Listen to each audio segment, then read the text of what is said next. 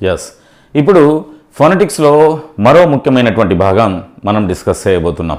So ఏంటది అంటే stress and intonation. Stress and intonation. Take it granted, phonetics అనేటువంటి దాంట్లో 3 లేదా 4 ప్రశ్నలు వస్తాయని మనం అంటున్నాం కదా, అందులో ఒక ప్రశ్న ఈ ఏరియా మీద వస్తుంది.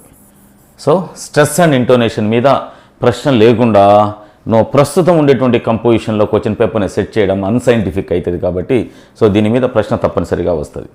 మరొకటి ఏంటి అంటే అసలు physical sciences, mathematics, biological sciences, social studies, Telugu pundits వీళ్ళందరికీ ఫోనెటిక్స్ పెట్టడంలో ప్రధానమైనటువంటి కారణం ఇంగ్లీష్ లాంగ్వేజ్ యొక్క ఆ పెక్యూలియర్ లేకపోతే ఆ యూనిక్ ఆస్పెక్ట్ ఏదైతే ఉందో ఆ ఆస్పెక్ట్ను మిగిలినటువంటి వాళ్ళు కూడా తెలుసుకోవాలి అనేటువంటిది ప్రధానమైనటువంటి ఉద్దేశం. రేపు ఎల్లుండో మన గవర్నమెంట్ సెక్టార్లో ఉండేటువంటి స్కూల్స్ అన్నీ ఇంగ్లీష్ మీడియంలోకి కన్వర్ట్ అయినప్పుడు అక్కడ ఇంగ్లీష్ను మాట్లాడేటువంటి సందర్భంలో ఇంగ్లీష్ లాంగ్వేజ్ యొక్క ఈ పర్టికులర్ క్రిటికల్ మార్క్స్ని మీరు ఐడెంటిఫై చేయాలనేటువంటి ఉద్దేశంతో దీన్ని పెట్టి ఉన్నాడు. కాబట్టి ఏ ఆస్పెక్ట్లో చూసినా కూడా స్ట్రెస్ అండ్ ఇంటోనేషన్ అనేటువంటిది చాలా ముఖ్యమైనటువంటి ఏరియా. ఖచ్చితంగా ప్రశ్న అడగడానికి ప్రాబబిలిటీ ఉన్నటువంటి ఏరియాగా మనం భావిస్తాం. రైట్. సో ఇప్పుడు ఇందులో మొట్టమొదటిది నేను స్ట్రెస్, ఆ తర్వాత ఇంటోనేషన్ అంటున్నా కదా. ఇవి రెండు స్ట్రెస్ మరియు ఇంటోనేషన్ మన యొక్క సౌండ్కి మనం ఏదైతే ఆర్టికులేట్ చేసినామో, మనం ఏదైతే ప్రొడ్యూస్ చేసినామో ఆ సౌండ్కి స్ట్రెస్ మరియు ఇంటోనేషన్ని అప్లై చేసేటువంటి ఒక టెక్నిక్ స్పీకర్గా మీకు తప్పనిసరిగా వచ్చి ఉండాలా, తెలిసి ఉండాలనేటువంటిది ప్రధానమైనటువంటి ఉద్దేశం. ఈ రెండింటిని కలిపి ఏమంటాము అంటే డయాక్రిటికల్ మార్క్స్ అని అంటాం. రెండింటిని కలిపి ఏమంటామంటే డయాక్రిటికల్ మార్క్స్. అంటే ఒక వ్యక్తి స్ట్రెస్ను మరియు ఇంటోనేషన్ని తన యొక్క లెక్చర్కి అప్లై చేసేటువంటి విధానాన్ని బట్టి ఆ వ్యక్తికి ఇంగ్లీష్ మీద ఎంత కమాండ్ ఉంది, ఎంత మాస్టరీ ఉందో మనం కనుగొనేదానికి అవకాశం ఉంది ఒక లిజనర్గా. Diacritical marks are the marks in English language with which we can assess the speaker. We can assess the speaker in terms of his oral fluency. So ఎంత బాగా అతను మాట్లాడగలుగుతాడు అనేటువంటి విషయాన్ని ఈ రెండింటి ద్వారా కనుక్కుంటాం. ఈ రెండింటి ద్వారానే మనం అతన్ని అసెస్ చేయగలుగుతాం, అతన్ని ఎవాల్యుయేట్ చేయగలుగుతాం. కాబట్టి సో ఈ రెండింటిని ఏమంటామంటే డయాక్రిటికల్ మార్క్స్ అంటాం. డై అంటే రెండు కదా. సో ఈ రెండు క్రిటికల్ అంటే ఇన్ ఆర్డర్ టు ఎవాల్యుయేట్, ఒక వ్యక్తిని అంచనా వేయడానికి ఉపయోగపడతాయి, ఇంగ్లీష్ మీద అతనికి ఉండేటువంటి సామర్థ్యాన్ని తెలుసుకోవడానికి ఉపయోగపడతాయి. కాబట్టి రెండింటిని డయాక్రిటికల్ మార్క్స్ అని అంటాం. ఎగ్జామినేషన్లో ప్రశ్న రావడానికి అవకాశం ఉండేటువంటి మొదటి ఏరియా చెప్తున్నా. Which of the below is a diacritical mark అని అన్నప్పుడు either stress or intonation will be the correct option అవుతుంది. సో కాబట్టి సో ఈ రెండింటిని డయాక్రిటికల్ మార్క్స్ అని అంటాం. సరే, ఇందులో ముఖ్యంగా మొదటిది నేను డిస్కస్ చేస్తున్నా. ఏంటిది అంటే స్ట్రెస్. స్ట్రెస్ అనేటువంటి ఈ పర్టికులర్ డయాక్రిటికల్ మార్క్ని మనం డిస్కస్ చేసే ముందు లాంగ్వేజెస్లో రిటర్న్ మోడ్లో అయితే ఏదైనా ఒకదాన్ని ఎలివేట్ చేయాలనుకోండి, మనకు కొటేషన్ మార్క్స్ ఉన్నాయి. Single quotation marks, double quotation marks, వాటిని ఇన్వర్టెడ్ కామాస్ అని అంటాం. రిటర్న్ మోడ్లో అయితే రీడర్ యొక్క, మనం రైటర్ అయితే రీడర్ యొక్క కాన్సన్ట్రేషన్ ఫలాని అంశం మీద పడేటట్లు చేయడం కోసం దానిని మనం ఏం చేస్తామంటే ఇన్వర్టెడ్ కామాస్లో పెడతాం, లేకపోతే మామూలుగా అండర్లైన్ చేస్తాం. పంక్చువేషన్ మార్కు పరంగా అయితే ఏ వర్డ్ అయితే ఇంపార్టెంటో, ఏ వర్డ్ని అయితే తప్పనిసరిగా రీడర్ కన్సిడర్ చేయాలనో, గుర్తుంచుకోవాలనో, చూడాలనో, చదవాలనో అని అనుకుంటామో దానిని సింగిల్ కొటేషన్ మార్క్స్తో పెట్టి ఎలివేట్ చేసేటువంటి ప్రయత్నం చేస్తాం. మరి ఓరల్ మోడ్లో చెప్పినప్పుడు ఆ విధంగా పంక్చువేషన్ మార్క్స్ని అప్లై చేయడానికి స్కోప్ ఉండదు కదా. రిటర్న్ మోడ్లోనే కదా మనం పంక్చువేషన్ మార్క్స్ పెట్టేది. మరి ఓరల్ మోడ్లో ఉన్నప్పుడు ఏదైనా ఒక విషయాన్ని ఎలివేట్ చేయాలి అంటే ఎలా చేయాలి అంటే ఆ పర్టికులర్ ఎక్స్ప్రెషన్, ఆ పర్టికులర్ వర్డు, ఆ పర్టికులర్ సిలబుల్, ఆ పర్టికులర్ సెంటెన్స్ ఏదైతే ఉంటుందో దాని మీద మనం స్ట్రెస్ని అప్లై చేస్తాం. క్లారిటీ వచ్చేసింది. సో వై ద స్ట్రెస్ అని అన్నప్పుడు వెంటనే మనకేమనిపిస్తుంది అంటే in oral mode, in spoken form, if we want to ask the listener to concentrate on a particular thing, if we want to ask the listener to get meaning of our intention, మన intention ఏందో అతను తెలుసుకోవడం కోసం, మన listener తెలుసుకోవడం కోసం మనం ఒక సిలబుల్ మీద కానీ, ఒక వర్డ్ మీద కానీ, ఒక సెంటెన్స్ మీద కానీ స్ట్రెస్ని అప్లై చేస్తాం. ఓకే, ఆ విధంగా చేసినప్పుడు ఓహో అతనికి లిజనర్కి స్ట్రెస్ అప్లై చేయడం వల్ల ఒక రకమైనటువంటి అర్థం పోతుంది. సో దానినే మనం స్ట్రెస్ అంటాం. సో డేనియల్ జోన్స్ అనేటువంటి డేనియల్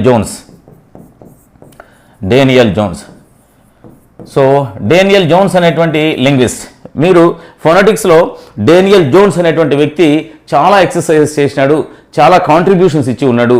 ఫొనెటిక్స్కి బై నేమ్గా మనం డేనియల్ జోన్స్ అనేటువంటి లింగ్విస్ట్ పేరు చెప్పుకుంటాం. ఇంటర్నేషనల్ ఫొనెటిక్ అసోసియేషన్లో టోటల్గా 44 ఫొనెటిక్ సింబల్స్, అంటే 44 సౌండ్స్ ఉన్నాయి కదా, 44 ఫోనిమ్స్ ఉన్నాయి కదా ఇంగ్లీష్ లాంగ్వేజ్లో. ఈ 44 ఫోనిమ్స్కి 44 సింబల్స్, ఫొనెటిక్ సింబల్స్ని మ్యాచ్ చేసినటువంటి కనుక్కున్నటువంటి వ్యక్తిగా డేనియల్ జోన్స్కి గుర్తింపు ఉంది. డేనియల్ జోన్స్ అనేటువంటి వ్యక్తి ఫొనెటిక్స్కి సంబంధించి చాలా ఎక్సర్సైజ్ చేసినారు. ఇంగ్లీష్ ప్రొనౌన్సింగ్ డిక్షనరీ అనేటువంటి డిక్షనరీని కూడా కేవలం ప్రొనౌన్సియేషన్కి మాత్రమే ఉపయోగపడుతుంది. వర్డ్ యొక్క మీనింగ్కు సంబంధించింది కాదు, అది వర్డ్ యొక్క మీనింగ్కి సంబంధించింది కాదు. ఆక్స్ఫోర్డ్ ఇంగ్లీష్ డిక్షనరీ ఇది వర్డ్ యొక్క మీనింగ్కి సంబంధించినటువంటి స్టాండర్డైజ్డ్ రెఫరెన్స్ సోర్స్. కానీ ప్రొనౌన్సియేషన్కి so how a word should be pronounced అనేటువంటి దానికి క్లియర్గా మనకు కావాలి అంటే డేనియల్ జోన్స్ లెక్సికోగ్రఫీలో వచ్చినటువంటి ఇంగ్లీష్ ప్రొనౌన్సింగ్ డిక్షనరీ అనేటువంటి దాన్ని చూసుకోవాలి. ఓకే, 44 సింబల్స్ని, 44 ఫొనెటిక్ సింబల్స్ని ఇతనే ప్రపోజ్ చేసినాడు. ఇంగ్లీష్ ప్రొనౌన్సింగ్ డిక్షనరీ ఇతనే చెప్పినాడు. చదవడం మీద how to teach reading can be taught, చదవడాన్ని కూడా మనం టీచ్ చేయవచ్చు. ఆ చదవడానికి సంబంధించి ఫోనిక్ ఆర్ ఫొనెటిక్ మెథడ్ అనే ఒక మెథడ్ ఉంది. ఆ మెథడ్ను కూడా డేనియల్ జోన్సే కనుక్కున్నాడు. ఓవరాల్గా మనం చెప్పేది ఏంటి అంటే ఫొనెటిక్స్లో డేనియల్ జోన్స్ యొక్క కాంట్రిబ్యూషన్ చాలా ఎక్కువగా ఉంది అనేటువంటి విషయాన్ని మీరు కనుక్కోవాలి. ఇతను స్ట్రెస్ గురించి ఏమంటాడంటే applying an extra force on A syllable in a word, on a syllable. So ఒక సిలబుల్ మీద కానీ, లేకపోతే ఒక సౌండ్ మీద కానీ, లేకపోతే టోటల్గా వర్డ్ మొత్తం మీద కానీ మనం ఎక్స్ట్రా బ్రీత్ ఫోర్స్ని అప్లై చేస్తే ఆ ఎక్స్ట్రా బ్రీత్ ఫోర్స్ యొక్క అప్లికేషన్ ఏమంటాము అంటే స్ట్రెస్ అని అంటాం. Stress means application of an extra breath force on a sound or a syllable or a word in the sentence is called stress. ఒక వర్డ్లో sound మరియు సిలబుల్ మీద కానీ, ఒక సెంటెన్స్లో వర్డ్ మీద కానీ మనం ఎక్స్ట్రా బ్రీత్ ఫోర్స్ని అప్లై చేస్తే ఆ అప్లికేషన్ ఆఫ్ ఎక్స్ట్రా బ్రీత్ ఫోర్స్ని ఏమని అంటామంటే స్ట్రెస్ అని అంటాం. I repeat, stress means applying of or application of extra breath force on a sound or a syllable within a word, on a word within a sentence is called stress అని అంటాం. Okay, so stress ఇది. ఈ stress వల్ల మనకి మన యొక్క ప్రొనౌన్సియేషన్కి beauty వస్తుంది, ఒక స్టైల్ వస్తుంది స్ట్రెస్ని అప్లై చేయడం వల్ల. స్ట్రెస్ని అప్లై చేయకుండా మన తెలుగు లాంగ్వేజ్ని ఎలా అయితే పలుకుతున్నామో, తెలుగు లాంగ్వేజ్ని ఎలా పలుకుతున్నాం, whatever we write every written thing will be considered for pronunciation. ఏం రాస్తామో అదంతా పలికేటువంటి పరిస్థితి మన తెలుగులో ఉంటుంది.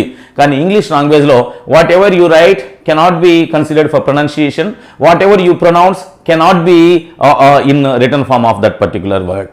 సో స్పెల్లింగ్కు మరియు ప్రొనౌన్సియేషన్కి సో ఏమాత్రం రిలేషన్షిప్ లేనటువంటి లాంగ్వేజ్ని మనం ఇంగ్లీష్ అని అంటాం.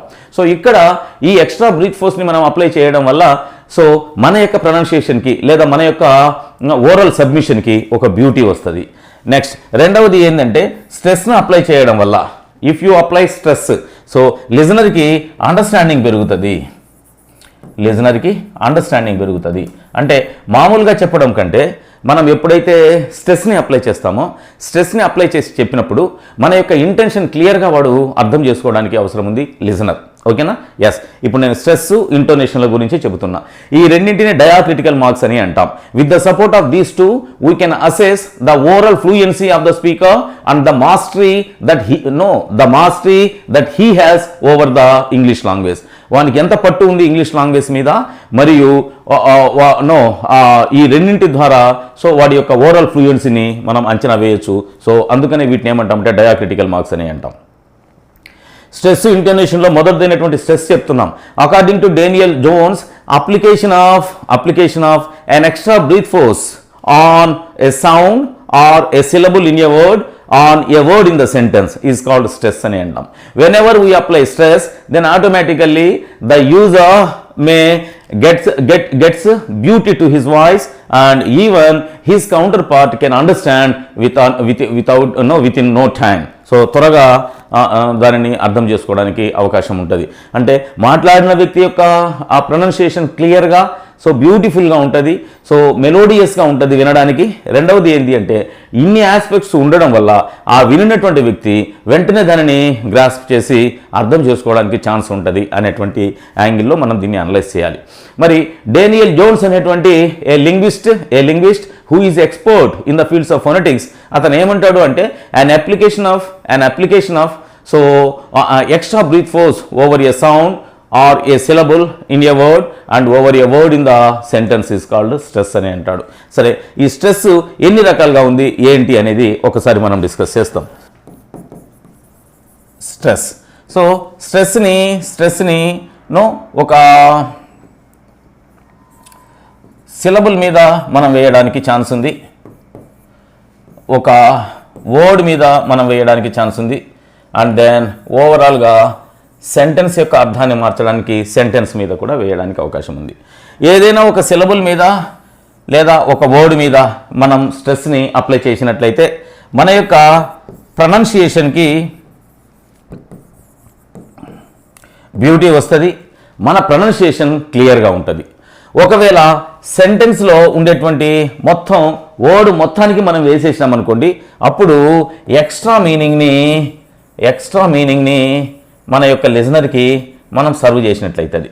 What are the uses of stress అని అడిగినాడు అనుకోండి, with the support of stress we can get clarity to our speech and our pronunciation will be clear in terms of a listener to understand.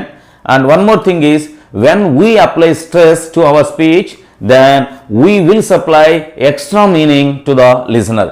వాస్తవంగా లిటరల్గా వచ్చేటువంటి అర్థం కంటే మరింత ఎక్కువ అర్థాన్ని సప్లై చేయడానికి మనం యూజ్ చేసినటువంటి సెంటెన్స్లోని వర్డ్స్ ద్వారా వీలవుతుంది. కాబట్టి సో మన స్పీచ్కి, మన ప్రొనౌన్సియేషన్కి క్లారిటీ మరియు బ్యూటీ వస్తుంది అనేటువంటి ఒక అంశం. రెండవది, మనం చెప్పాలనుకున్నటువంటి దానికంటే ఇంకా ఎక్స్ట్రా మీనింగ్ను చెప్పడానికి వీలవుతుంది అనేటువంటి రెండో అంశాన్ని మనం స్ట్రెస్ని యూజ్ చేయడం వల్ల వచ్చేటువంటి లాభాలుగా చెప్పవచ్చు. నేనేమంటున్నా, which of the below is a diacritical mark అన్నప్పుడు స్ట్రెస్ కానీ ఇంటోనేషన్ కానీ ఆన్సర్ అవుతుంది అని చెప్తున్నా. స్ట్రెస్ అనేటువంటిది application of extra breath force on a sound or syllable in a word in the sentence అని చెప్పిన డెఫినేషన్ చెప్పిన. నెక్స్ట్ మూడో అంశం ఏం చెప్తున్నా, స్ట్రెస్ వల్ల ఉపయోగాలు ఏంటి. యాక్చువల్గా స్ట్రెస్ని మనం మూడు రకాలుగా క్లాసిఫై చేస్తాం. ఒకటి సిలబుల్ స్ట్రెస్, రెండోది వర్డ్ స్ట్రెస్, మూడోది సెంటెన్స్ స్ట్రెస్. సిలబుల్, వర్డ్ అనేటువంటివి ఒక వర్డ్ లోపల వేసేటువంటి స్ట్రెస్ అప్లికేషన్స్ అనమాట. సెంటెన్స్ అనేటువంటిది సెంటెన్స్ యొక్క పూర్తి అర్థాన్ని మార్చడానికి సెంటెన్స్లో వర్డ్ మొత్తం మీద వేస్తాం. ఇది వర్డ్ లోపల వేస్తాం. ఒక్క వర్డ్కి మాత్రమే సంబంధించినటువంటి ఈ రెండు అంశాలు. అది టోటల్గా సెంటెన్స్ యొక్క అర్థానికి సంబంధించినటువంటిది ఇంకొక అంశం. సో స్ట్రెస్ యొక్క ఉపయోగాలు చెప్పినా. ఇప్పుడు నేను ఒక్కొక్క అంశాన్ని మీతో క్లియర్గా షేర్ చేసుకునేటువంటి ప్రయత్నం చేస్తున్నా. సో స్ట్రెస్లో భాగంగా ఒకటి సిలబుల్ స్ట్రెస్ని తీసుకుందాం. సిలబుల్ స్ట్రెస్ అంటే ఇప్పుడు ఫర్ ఎగ్జాంపుల్ నేను ఇక్కడ ఒక వర్డ్ని రాసిన, అబౌవ్ అని రాసిన. చూడండి, సో ఇక్కడ మనం స్ట్రెస్ మార్క్ వేస్తాం. యాక్చువల్గా అప్పర్ పార్ట్ ఆఫ్ ద వర్డ్లో వేస్తే దాన్ని ప్రైమరీ స్ట్రెస్ అని అంటాం. So bottom part of the వర్డ్లో వేస్తే దానిని సెకండరీ స్ట్రెస్ అని అంటాం. ఓకే, ఎనీహౌ ప్రొనౌన్సియేషన్లో మనకు ప్రైమరీ స్ట్రెస్ అనేటువంటిది లేదా వర్డ్లో మొదట వచ్చేటువంటి ఈ స్ట్రెస్ అనేటువంటిది చాలా ముఖ్యం. కాబట్టి ఈ స్ట్రెస్నే మనం ఇక్కడ డిస్కస్ చేద్దాం. చూడండి, దీన్ని పలికేటప్పుడు ఏం చేస్తామంటే అబౌవ్ అని పలుకుతాం అనమాట. అబౌవ్ అని పలుకుతాం. సో ఇక్కడ అలైవ్ ఒక్క సిలబుల్లో మాత్రమే మనం సిలబుల్ మీద మాత్రమే స్ట్రెస్ని అప్లై చేస్తున్నాం. ఈ విధంగా అప్లై చేసినటువంటి స్ట్రెస్ని ఏమంటామంటే సిలబుల్ స్ట్రెస్ అని అంటాం. ఈ సిలబుల్ స్ట్రెస్ ద్వారా మన ప్రొనౌన్సియేషన్కి ఒక బ్యూటీ వస్తుంది, మన యొక్క డెలివరీ ఆఫ్ స్పీచ్కి ఒక క్లారిటీ వస్తుంది. దీనితో మన లిజనర్ త్వరగా అర్థం చేసుకోవడానికి ప్రయత్నం చేస్తాడు అనేటువంటిది ఒక అంశం. ఇక రెండవ అంశాన్ని చెప్తున్నా. సో ఏదైనా ఒక వర్డ్నే తీసుకుంటాం.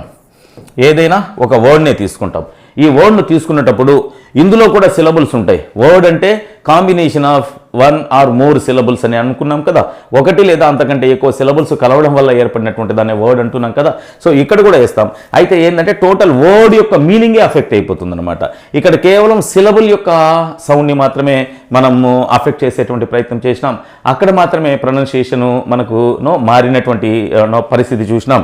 అయితే ఇక్కడ డైరెక్ట్గా పదం దగ్గరగా పోతున్నాం అనమాట. చూడండి, సో ఇక్కడ CONDUCT కాండక్ట్. సో ఇక్కడ నేను వేసినాను అనుకోండి, సో ఇక్కడ స్ట్రెస్ వేసినాను అనుకోండి.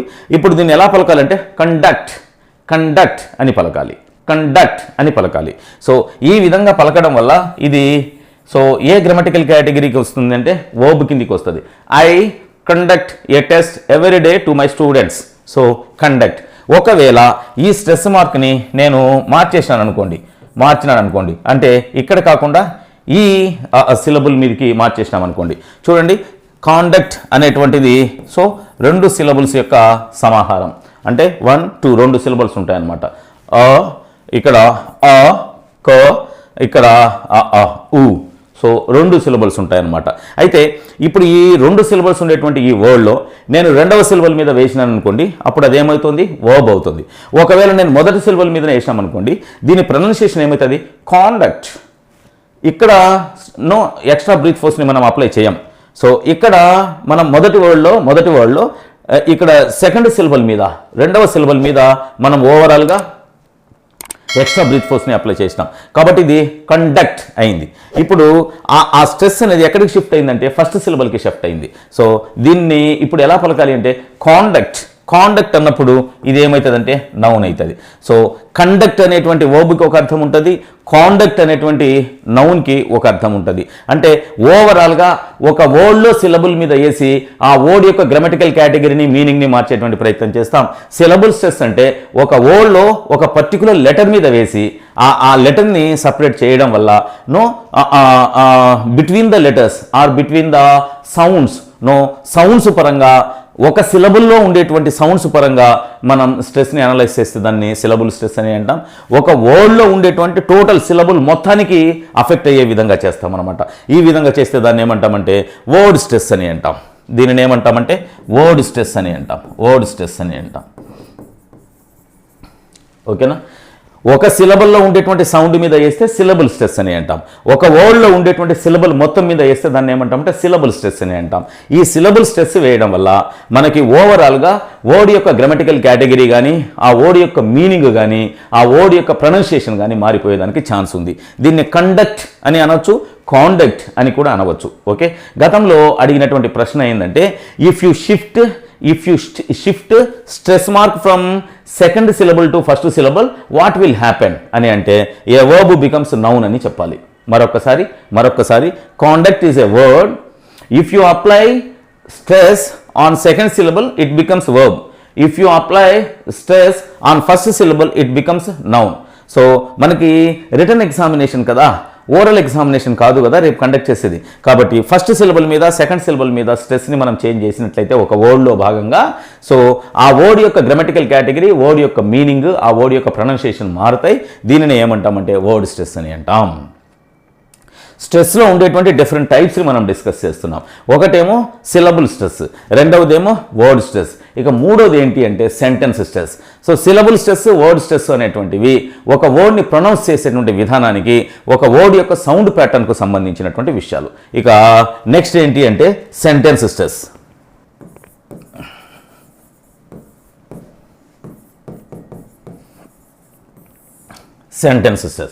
ఇప్పుడు ఒక సెంటెన్స్ రాస్తామన్నమాట. For example, so he chases animals. ఒక సెంటెన్స్ని నిక్క రాసిన, హీ చేజెస్ యానిమల్స్. చూడండి, ఇక్కడ హీ అనేటువంటిది ఒక ప్రొనౌన్. ఏం ప్రొనౌను అంటే డెమాన్స్ట్రేటివ్ ప్రొనౌన్ అని చెప్పాలి. ఏం చెప్పాలి? Demonstrative pronoun. ఒక చేజెస్ అనేటువంటిది వర్బ్ అండ్ యానిమల్స్ అనేటువంటిది ఆబ్జెక్ట్. సో హీ అనేటువంటిది సబ్జెక్టే. అయితే సబ్జెక్టు స్థానంలో ఏముంది అంటే ఒక ప్రొనౌన్ ఉంది. ఆ ప్రొనౌన్ కూడా సబ్జెక్టివ్ పర్సనల్ ప్రొనౌన్ అనేటువంటిది కాకుండా ఇక్కడ డెమాన్స్ట్రేటివ్ ప్రొనౌన్ అయి ఉంటుంది అనమాట. సో వాస్తవంగా ఇంగ్లీష్ లాంగ్వేజ్లో రెండు రకాల వర్డ్స్ ఉన్నాయి. ఇంగ్లీష్ లాంగ్వేజ్లో రెండు రకాల వర్డ్స్ ఉన్నాయి. ఒకటి ఏంటి అంటే కంటెంట్ వర్డ్స్, ఒకటి కంటెంట్ వర్డ్స్. రెండవది ఏంటి అంటే స్ట్రక్చరల్ వర్డ్స్, రెండవది స్ట్రక్చరల్ వర్డ్స్. కంటెంట్ వర్డ్స్ అంటే మీనింగ్ను కలిగినటువంటి వర్డ్స్, కంటెంట్ వర్డ్స్ అంటే మీనింగ్ను కలిగినటువంటి వర్డ్స్.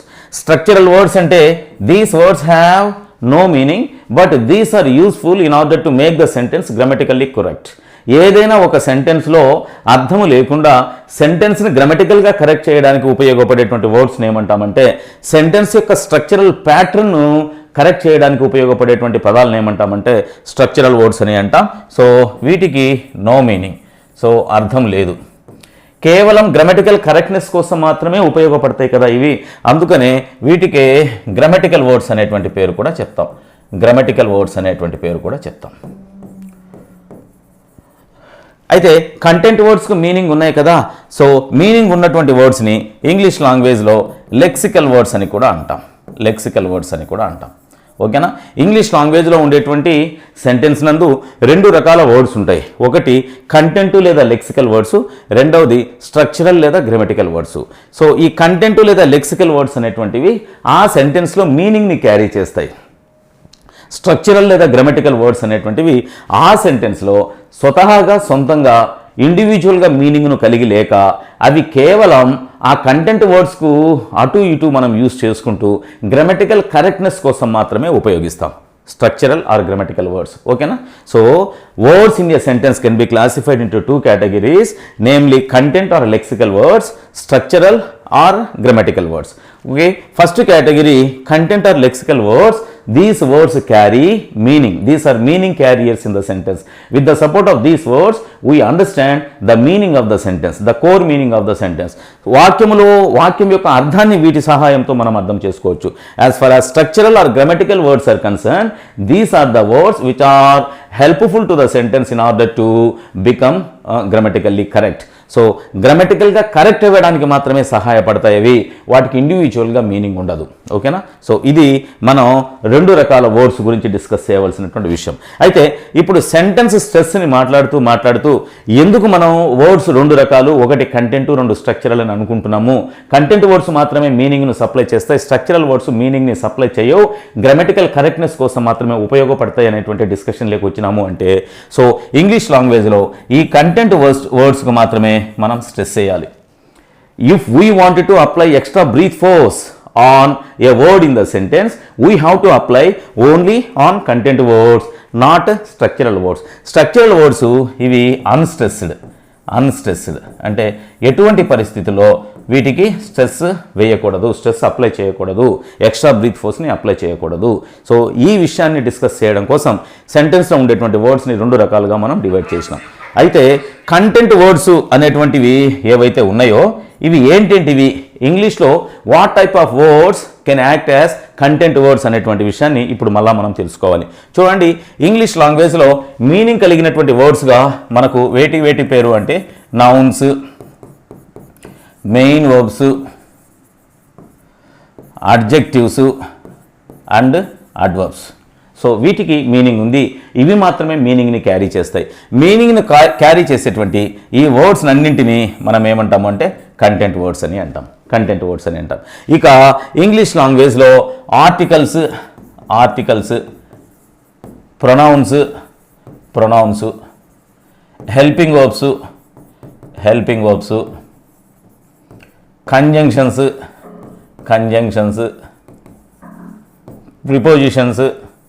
Prepositions, interjections. సో ఇవన్నీ కూడా స్వతహాగా అర్థాన్ని కలిగి ఉండక కేవలం సెంటెన్స్ యొక్క గ్రామటికల్ కరెక్ట్నెస్ కోసం మాత్రమే ఉపయోగపడతాయి అన్నమాట. అందుకని వీటిని అన్నింటినీ మనం ఏమంటాము అంటే as structural or grammatical words అని అంటాం. సో గతంలో దీని మీద ప్రశ్న అడిగి ఉన్నాడు, which of the below is a content word and which of the below is a structural or grammatical word అనేటువంటి మాట అడిగి ఉన్నాడు. ఏవైతే అర్థాన్ని క్యారీ చేస్తాయో వాటినే కంటెంట్ వర్డ్స్ అని అంటాం, ఏవైతే సొంతంగా అర్థాన్ని కలిగి ఉండక కేవలం ఒక సెంటెన్స్లో గ్రామటికల్ కరెక్ట్నెస్ కోసం మాత్రమే పాటుపడేటువంటి వాటిని ఏమంటామంటే స్ట్రక్చరల్ ఆర్ గ్రామటికల్ వర్డ్స్ అంటాం. ఇక్కడ మనం గమనించాల్సింది ఏంటి అంటే, ఏదైనా ఇంగ్లీష్ లాంగ్వేజ్లో ఒక సెంటెన్స్ని మనం రాయాలి అంటే రెండింటి యొక్క సహాయం అవసరం. Only with the support of content words we don't make a sentence because it can be pointed out in terms of grammatical correctness. కేవలం వీటి ద్వారానే. ఇప్పుడు చూడండి, Sinu, come, go, SIT, take, put, ఈ విధంగా మనం చెప్పుకుంటా పోతే మీనింగ్ అయితే క్యాటర్ అవుతుంది కానీ గ్రామటికల్ కరెక్ట్నెస్ ఉండదు. ఓకే, ఇక ఇవి లేవనుకోండి, స్ట్రక్చరల్ వర్డ్స్ లేకపోతే ఇది పరిస్థితి. కేవలం స్ట్రక్చరల్ వర్డ్సే తీసుకొని కంటెంట్ వర్డ్స్ని ఉపయోగించుకోలేదనుకోండి, యాము, ఈజు, ఆరు, వాజు, వర్రు ఇలా చెప్పుకుంటూ పోతే అసలు అర్థమే రాదు. అర్థం వీటికి ఉంది, గ్రామటికల్ కరెక్ట్నెస్ వాటి ద్వారా జరుగుతుంది. కాబట్టి రెండింటి సహాయంతోనే మనం ఇంగ్లీష్ లాంగ్వేజ్లో ఒక సెంటెన్స్ని రాయగలుగుతాం. అంటే నేనేమంటున్నా, కంటెంట్ను సప్లై చేసే వాటిని కంటెంట్ వర్డ్స్ అని అంటాం, మీనింగ్ను క్యారీ చేసే వాటిని కంటెంట్ వర్డ్స్ అని అంటాం, గ్రామటికల్ కరెక్ట్నెస్ కోసం ఉపయోగపడేటువంటి వాటిని స్ట్రక్చరల్ లేదా గ్రామటికల్ వర్డ్స్ అని అంటాం. If you want to make a sentence grammatically correct, or if you wanted to make a complete sentence in English language, which of the below are required అని అడిగినాడంటే both content and structural words are required. Only with the content words and only with the structural words no one can make a complete sentence అనేటువంటి విషయాన్ని మీరు గుర్తుంచుకోవాలి అన్నమాట. So రెండు అవసరమే. Okay, right. అయితే ఇందులో స్ట్రెస్ వేయడానికి వీలయ్యేటువంటి వర్డ్స్ ఏంటి అంటే కంటెంట్ వర్డ్స్ మాత్రమే. వాటికి మనం స్ట్రెస్ వేయకూడదు. అయితే ఎప్పుడైతే ఒక ప్రొనౌన్ డెమాన్స్ట్రేటివ్గా యాడ్ చేస్తూ ఉంటుందో, ఆ డెమాన్స్ట్రేటివ్గా యాడ్ చేసేటువంటి సందర్భంలో ఆ పర్టికులర్ ప్రొనౌను దేని కిందకి వస్తుంది అంటే కంటెంట్ వర్డ్ కిందకి వస్తుంది. ఓకే, ఈ ఒక్క చిన్న విషయాన్ని యాడ్ చేసుకోండి. చూడండి, ప్రొనౌన్స్ ఉన్నాయి కదా, ప్రొనౌన్స్ ఉన్నాయి. సో ప్రొనౌన్స్ ఏ లిస్ట్లో ఉన్నాయి? స్ట్రక్చరల్ వర్డ్స్ లిస్ట్లో ఉన్నాయి. అయితే ఏదైనా ఒక ప్రొనౌన్ డెమాన్స్ట్రేటివ్గా యాక్ట్ చేస్తుంది అంటే ఆ పర్టికులర్ ప్రొనౌన్ కంటెంట్ వర్డ్స్కి వస్తుంది, కంటెంట్ వర్డ్స్ కిందకి వస్తుంది. ఎందుకంటే దానికి మీనింగ్ ఉంటుంది. సో డెమాన్స్ట్రేటివ్ ప్రొనౌనే కాకుండా ఇంటరాగేటివ్ ప్రొనౌన్స్ కూడా these two are exception. Yes, so demonstrative pronoun and interrogative pronoun మనం ఆల్రెడీ చెప్పుకున్నాం కదా. ఏదైనా ఒబ్బుని ఫాలోవర్గా కలిగినటువంటి ఒక ప్రొనౌన్ని, ఒక వర్డ్ని మనం ఏమంటామంటే ప్రొనౌన్ అని అంటాం. అది డెమాన్స్ట్రేట్ చేస్తుంటే డెమాన్స్ట్రేటివ్ ప్రొనౌన్ అని, అది ఇంటరాగేట్ చేస్తుంటే ఇంటరాగేటివ్ ప్రొనౌన్ అని. డెమాన్స్ట్రేటివ్ ప్రొనౌన్స్గా మనం వేటిని చెప్పుకున్నాం? This, that, these, those, such, so. ఒకవేళ సబ్జెక్టివ్ పర్సనల్ ప్రొనౌన్స్ డెమాన్స్ట్రేటివ్స్గా యాడ్ చేస్తున్నటువంటి సందర్భంలో I, we, you, he, she, it, they ఇవన్నీ కూడా డెమాన్స్ట్రేటివ్ ప్రొనౌన్స్ అయితే అని చెప్పుకున్నాం. వీటన్నింటి తర్వాత హెల్పింగ్ వర్బ్ ఉంటుంది. సో దాన్ని బేస్ చేసుకుని అవి డెమాన్స్ట్రేటివ్ ప్రొనౌన్స్ అని మనం కనిపెట్టాలి. ఓకే, ఇంటరాగేటివ్ ప్రొనౌన్స్గా what, which, who, whom, whose లాంటివి వస్తాయి అనేటువంటి విషయాన్ని కూడా మనం డిస్కస్ చేసుకున్నాం. వీటి తర్వాత కూడా మనకు ఒక వర్బ్ ఉండేటువంటి అవకాశం ఉంది. ఎనీహౌ, ఇప్పుడు నా డిస్కషన్ యొక్క కన్క్లూజన్ ఏంటి అంటే వర్డ్స్ రెండు రకాలు, కంటెంట్, స్ట్రక్చరల్ వర్డ్స్. మీనింగ్ను క్యారీ చేసేటువంటి వర్డ్స్ను కంటెంట్ వర్డ్స్ అని అంటాం. మీనింగ్ను క్యారీ చేయకుండా స్ట్రక్చరల్గా, గ్రామటికల్గా సెంటెన్స్ కరెక్ట్నెస్కి ఉపయోగపడేటువంటి వాటిని మనం స్ట్రక్చరల్ లేదా గ్రామటికల్ వర్డ్స్ అని అంటాం. అయితే ఈ కంటెంట్ వర్డ్స్ను మాత్రమే స్ట్రెస్ చేయాలి, స్ట్రక్చరల్ వర్డ్స్ని ఎటువంటి పరిస్థితుల్లో స్ట్రెస్ చేయకూడదు. అసలు స్ట్రెస్ చేయడానికి వీలయ్యేటువంటి కంటెంట్ వర్డ్స్ ఏమేమి ఉన్నాయి అంటే nouns, main verbs, adjectives, adverbs, demonstrative pronouns and interrogative pronouns. So ఇప్పుడు మళ్ళా నేను ఈ సెంటెన్స్ దగ్గరికి వస్తున్నా. హీ చేజెస్ అనిమల్స్ అని ఉంది కదా. ఇందులో సబ్జెక్ట్ ఏముంది అంటే హీ ఉంది, చేజెస్ వర్బు, అనిమల్స్ ఆబ్జెక్టు. ఇక్కడ హీ డెమాన్స్ట్రేటివ్ ప్రొనౌన్ కాబట్టి దీని మీద మనం స్ట్రెస్ వేయవచ్చు, స్ట్రెస్ మార్కు వేయవచ్చు. He changes animals. He changes animals. That means you are thinking that some other one is changing, some other one changes animals, but that is not correct. He only changes. అతను మాత్రమే చేస్తాడు అనేటువంటి అర్థం వస్తుంది. చూడండి, he chases animals అనేటువంటి ఒక ordinary sentence తీసుకుంటున్నాం without application of stress. He chases animals, ఇప్పుడేం స్ట్రెస్ చేయలే. అయితే ఇప్పుడు హీని మనం స్ట్రెస్ చేస్తున్నాం. హీ చేజెస్ స్ట్రెస్ అంటే అతను మాత్రమే అనిమల్స్ను చేస్తాడు అనేటువంటి అర్థం వస్తుంది. ఇప్పుడు మనకు ఎక్స్ట్రా మీనింగ్ వస్తుంది కదా. హీ చేజెస్ అనిమల్స్ అంటే అతను అనిమల్స్ని చేస్తాడు అనేటువంటి అర్థం వస్తుంది. హీ చేజెస్ అనిమల్స్ అంటే అతను మాత్రమే చేస్తాడు. Don't think that some other one chases animals, he only chases animals అనేటువంటి సెన్స్ వస్తుంది కదా. ఇది సెంటెన్స్ స్ట్రెస్ యొక్క గొప్పతనం. మీరు స్ట్రెస్ని అప్లై చేసినట్లయితే ఆ పర్టికులర్ వర్డ్ దగ్గర మీనింగ్ చేంజ్ అయిపోతుంది. సో హీ చేజెస్ అంటే he only chases, no other one chases అనేటువంటి అర్థం వస్తుంది. ఇప్పుడు ఇక్కడ కాకుండా నేను ఇక్కడ అప్లై చేస్తున్నా. ఏంటది? స్ట్రెస్ని అప్లై చేస్తున్నా. హీ ఇప్పుడు ఇంతకుముందు పలికినంత గంభీరంగా, ఇంతకుముందు పలికినంత ఎక్స్ట్రా బ్రీత్ ఫోర్స్తో మనం పలకం. He chases animals, he chases animals. So you are thinking that he does something to animals. No, he only చేంజెస్. అతను వాటిని తరుముతాడు, వాటిని వెంటబడతాడు అనేటువంటి అర్థాన్ని తీసుకోవాలి, కానీ మరేదో చేస్తాడు అనేటువంటి అర్థాన్ని తీసుకోకూడదు. ఓకేనా? He changes animals. చేంజెస్ దగ్గర ఎక్స్ట్రా బ్రీత్ ఫోర్స్ను అప్లై చేయడం వల్ల అతను అనిమల్స్ని చేజ్ చేస్తాడు అనేటువంటి అర్థాన్ని మాత్రమే, చేజ్ చేస్తాడు, చంపడు, చేజ్ చేస్తాడు, ఇంకేదో మరి ఇంకొక పని కోసం దానిని ఏదో చేయడు అనేటువంటి అర్థం వస్తుంది. కేవలం చేజింగ్కి మాత్రమే ఉపయోగించుకుంటాడు. ఓకే, దెన్ ఇప్పుడు హీ చేజెస్ రెండింటి మీద తీసేసిన, అనిమల్స్ మీద మాత్రమే పెట్టిన. He chases animals. He changes animals. అతను వేటిని చేస్ చేస్తాడు అంటే అనిమల్స్ని చేస్ చేస్తాడు. You are thinking that some other beings no have been chasing by him. అతను ఏ మనుషులను చేస్ చేస్తాడనో, ఏ బర్డ్స్ని చేస్ చేస్తాడనో మీరు అనుకుంటున్నారు. కాదు, ఓన్లీ అనిమల్స్ మాత్రమే అతని ద్వారా చేస్ చేయబడతాయి. అంటే ఒక్కొక్క వర్డ్ మీద మనం స్ట్రెస్ని అప్లై చేయడం వల్ల ఒక్కొక్క రకమైనటువంటి మీనింగ్ వస్తుంది కదా ఆ సెంటెన్స్కి. సో దీనిని ఏమంటామంటే సెంటెన్స్ స్ట్రెస్ అని అంటాం. సెంటెన్స్ స్ట్రెస్ అంటే application of extra breath force on a word in the sentence. If you apply like this, the total sense of the sentence will be changed. గతంలో ఉండేటువంటి అర్థానికి స్ట్రెస్ను అప్లై చేసినప్పుడు వచ్చినటువంటి అర్థానికి తేడా చాలా వచ్చేస్తుంది అనమాట.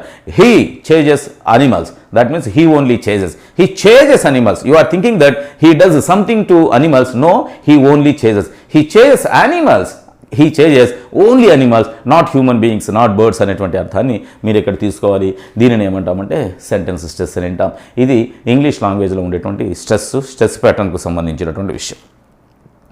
If you want to be like a native speaker, if you wanted to speak like a native speaker, just you have to go with the stress pattern and application of extra breath force to your sounds, syllables and words.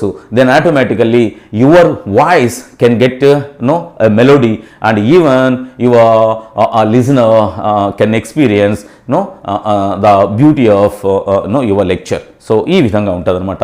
ఇది దేనికి సంబంధించిన విషయం అంటే స్ట్రెస్కి సంబంధించినటువంటి విషయం. ఇక మరో డయాక్రిటికల్ mark ఉంది కదా. సో మనం ఏం చెప్పినాం stress and intonation, these two are diacritical marks అన్నాం. ఇప్పటి వరకు మనం స్ట్రెస్ గురించి తెలుసుకున్నాం. ఇప్పుడు నెక్స్ట్ ఇంకొక డయాక్రిటికల్ మార్క్ ఉంది కదా. సో అదేంటి అని ఇంటోనేషన్. సో ఇంటోనేషన్ దగ్గరికి వెళ్ళాలి మనం.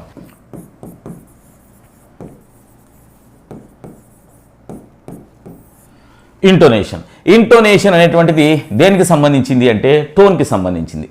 సో మనం మనుషులం, we have emotions. According to the emotion inside, our behavior turns or changes కదా. మనకు ఎడ్ల ఎమోషన్ ఉంటే, కోపం వస్తే వాయిస్ కోపంగా తయారవుతుంది, ప్రేమ వస్తే లేదా అఫెక్షన్ వస్తే ఆ అభిమానంగా ప్రేమగా మన యొక్క వాయిస్ మారిపోతుంది, విసుగు వస్తే, భయం వస్తే, అసహ్యం వేస్తే మన వాయిస్లో చేంజెస్ కలుగుతాయి కదా, మన టోన్లో చేంజెస్ కలుగుతాయి కదా. ఆ టోన్లో కలిగేటువంటి చేంజెస్కి ఏమని పేరు అంటే ఇంటోనేషన్ అని పేరు. ఈ ఇంటోనేషన్ అనేటువంటి దానిని మనం అప్లై చేయడం వల్ల మన ఎదుటి వ్యక్తికి మన ఇంటెన్షన్ తెలుస్తుంది. మన మనసులో ఏముందో అతను అర్థం చేసుకోగలుగుతాడు. ఒక వ్యక్తి యొక్క ఇంటోనేషన్ ప్యాటర్న్ని, ఒక వ్యక్తి యొక్క అప్లికేషన్ ఆఫ్ ఇంటోనేషన్ని మనం జాగ్రత్తగా గమనించినట్లయితే సో ఆ స్పీకర్కి మరియు లిజనర్కి మధ్య ఉండేటువంటి సాన్నిహిత్యాన్ని కూడా మనం తెలుసుకోవచ్చు. Okay, what are the uses of intonation అని అన్నాడు అనుకోండి. With the support of intonation we know the intention of the speaker, and we also know the relation between the speaker and his counterpart, the listener. వీళ్ళ మధ్యలో ఉండేటువంటి ఆ intimacy, సాన్నిహిత్యాన్ని కూడా, ఏ రకమైనటువంటి బంధం ఉంది వాళ్ళ మధ్యలో కనుక్కోవడానికి కూడా ఛాన్స్ ఉంటుంది. ఓకే, అసలు ఇంటోనేషన్ అనేటువంటిది టోన్కు సంబంధించినటువంటి విషయం అని చెప్పినాం కదా. మరి దీన్ని డిఫైన్ చేయమంటే ఏం డిఫైన్ చేస్తాం? స్ట్రెస్ని డిఫైన్ చేయమంటే ఏం చెప్పినాం? Application of extra breath force on a sound or syllable in a word and on a word in the sentence, that is called stress అని చెప్పినాం కదా. application of extra breath force on a sound or syllable in a word in the sentence is stress అని చెప్పినాం కదా. then what is the definition of intonation అంటే so variations of pitch levels is called intonation. sometimes we raise our pitch level, sometimes our pitch level may fall. so rising and falling of our pitch levels is called intonation. మన యొక్క pitch స్థాయిలలో ఉండేటువంటి ఆ differences గురించి తెలుసుకునేటువంటి దాన్ని ఏమంటామంటే intonation అని అంటాం. So variation of pitch levels.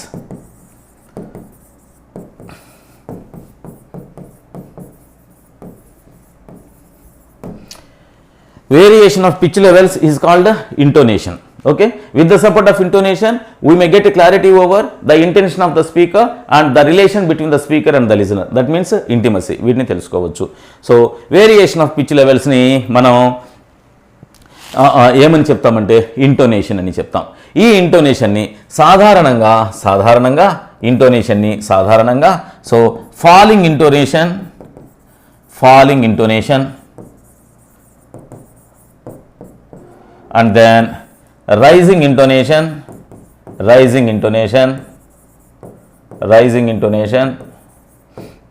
and then falling rising intonation and finally rising falling intonation. మన academy text book falling rising intonation వరకే కవర్ చేస్తుంది. రైజింగ్ ఫాలింగ్ ఇంటోనేషన్ కూడా మనం ఒక చిన్న ఐడియాతో అర్థం చేసుకునేటువంటి ప్రయత్నం చేస్తే సో ఓవరాల్గా రేపటి ప్రశ్నలో ఇచ్చేటువంటి 4 ఆప్షన్స్లో ఈ 4 ఆప్షన్స్ ఇవే ఉండడానికి ఛాన్స్ ఉంటుంది కాబట్టి మనకు ఒక క్లారిటీ వస్తుంది. ఓకే, నేను డయాక్రిటికల్ మార్కుల్లో ఒకటైనటువంటి ఇంటోనేషన్ గురించి చెబుతున్నా. ఇంటోనేషన్ అని అంటే so the variation of pitch levels of the speaker is called intonation. With the support of intonation, we can get clarity regarding the intention of the speaker. ఏ ఉద్దేశంతో ఆ మాట అన్నాడో తెలుసుకోవచ్చు మనం. And then we know the intimacy or the familiarity between the speaker and the listener. వాటిని కూడా తెలుసుకోవచ్చు. Okay, so broadly this particular diacritical mark intonation can be classified into 3 categories actually: falling, rising. But one more is added in order to get full clarity over this concept. ఏంటది? Rising, falling. Okay, ఒక్కొక్క దాన్ని మనం discuss చేసేటువంటి ప్రయత్నం చేస్తాం. Falling intonation.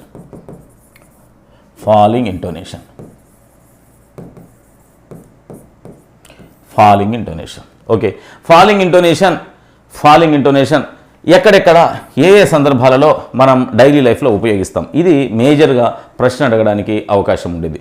చూడండి, simple statements ఏవి ఉన్నా కూడా లేదా సింపుల్ సెంటెన్సెస్ ఏవి ఉన్నా కూడా ఆ సింపుల్ సెంటెన్సెస్లో మనం ఫాలింగ్ ఇంటోనేషన్లో యూజ్ చేస్తాం. సింపుల్ సెంటెన్స్ అంటే ఎటువంటి కంజంక్షన్ లేకుండా సాధారణంగా సబ్జెక్టు వర్బు ఆబ్జెక్టో లేదా సబ్జెక్టు వర్బు సబ్జెక్టు కాంప్లిమెంటు లాంటియో, అంటే ఒక చిన్న సెంటెన్స్ అని అనుకోవచ్చు అనమాట. మనం sentence with no conjunctions, sentence with no clauses, అంటే సింగిల్ క్లాజ్ మాత్రమే ఉండేటువంటి సెంటెన్స్ని సింపుల్ సెంటెన్స్ అని అంటాం. చూడండి, ఇప్పుడు నేను ఇక్కడ ఒక సెంటెన్స్ రాస్తున్నా. I am a teacher. She is bright. So he is mad. ఇక్కడ నేను కొన్ని సెంటెన్సెస్ రాశా. Okay, I'm a teacher, she is bright, he is mad, కొన్ని సెంటెన్సెస్ రాశా. ఇప్పుడు ఇవన్నీ కూడా సబ్జెక్టు, వర్బు, ఆబ్జెక్టు లేదా సబ్జెక్టు కాంప్లిమెంట్కు సంబంధించినటువంటి ఇన్ఫర్మేషనే. ఓకే, ఇక్కడ రాసినటువంటి 3 సెంటెన్సెస్లో so subject, verb, subject complement మాత్రమే ఉంది అనమాట. Okay, no problem.